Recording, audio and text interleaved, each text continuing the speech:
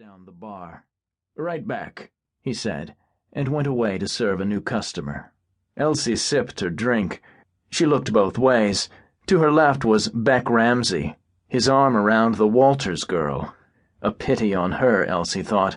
Beck would bring her nothing but trouble. To her right, separated from Elsie by an empty stool, sat the newspaper gal, Lacey Allen, a pretty thing. The men say she's a cold fish, but they'll say that about any gal who won't drop her pants the first time you smile at her. She always seemed pleasant enough in the store. A pity to see her all alone at the bar like she didn't have a friend in the world. "You're an educated lady." Lacey looked over at her. "Me? Sure. Went to Stanford and all.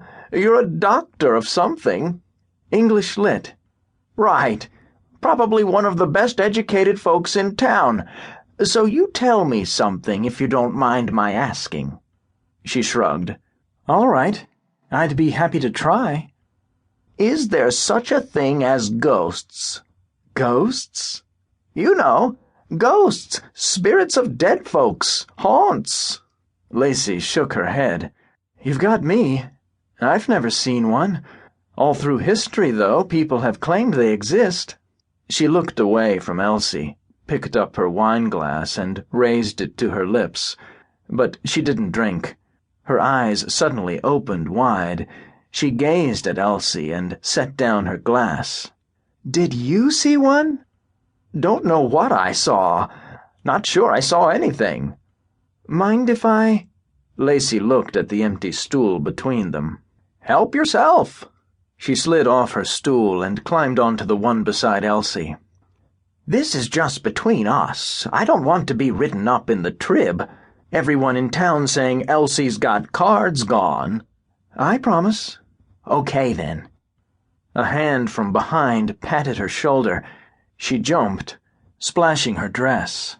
"Geez, I'm sorry." "Lord." She looked around. "Frank, you scared the daylights out of me."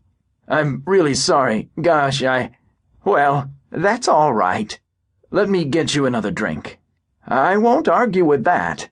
He nodded a greeting to Lacey, then smiled at Elsie. "I guess I owe you a scare, though, after the one I just got at your store." "What do you mean? Have you got a watchdog in there or something?" "What happened?" "We were over at your place a few minutes ago. I looked in the door, to see if you were in, and something gave it a bash you wouldn't believe. Scared the socks off me."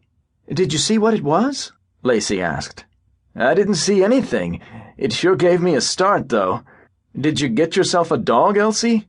"I don't keep animals. All they do is die on you." "What was it, then?" "I wish I knew," Elsie said. "Heard something myself around 9. Sounded like someone walking. I looked everywhere, up and down the aisles, back in the storage room. I even checked the meat locker. No one in the store but yours truly.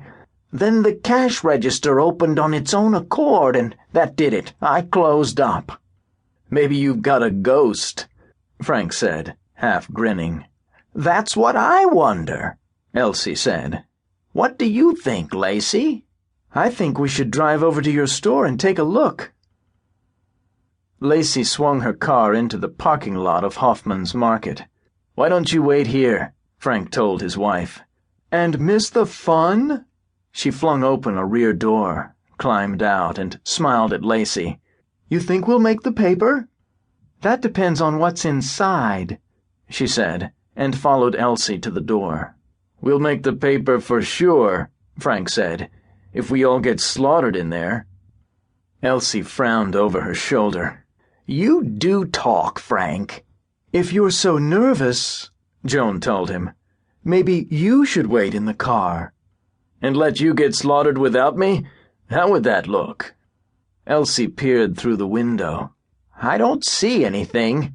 Course, I didn't before." "Let's go in," Lacey whispered. She rubbed her arms. In spite of the night's heat, she had goosebumps.